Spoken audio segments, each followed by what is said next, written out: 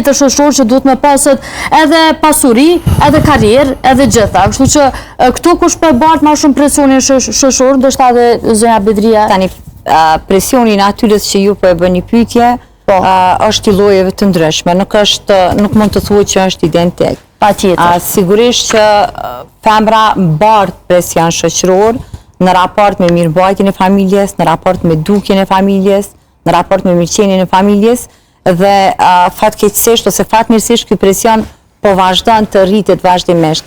Tani duke u rritur si presion shoqëror edhe mund të rriten standardet në raport me një mirëmbajtje më të mirë, me një dukje më të mirë, me një prani ose prezencë më të mirë. Pra nuk është gjithmonë negativ ky lloj presionit.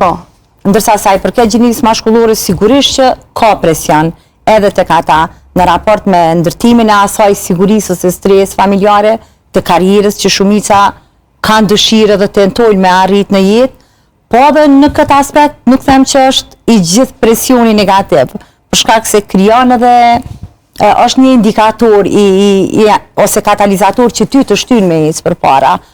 Ka presion, ky presion nuk është vetëm tek shoqëritë tona, është ndryshim global për shkak se ka ndryshuar edhe vetë mënyra, edhe vetë ritmi, edhe vetë jeta, vetë prania e madhe e rrjeteve sociale, mundësia e lehtë për me u qasë tek të njëjtat, ka kriju ndryshime që kanë prek edhe shoqëri që janë shumë më të avancuara dhe më të emancipuara se shoqëria jonë. Kështu që s'kemi më mbetë edhe na pa u detektu prej këtyre rrjeteve sociale ose prej këtyre ndryshimeve. Vërtet?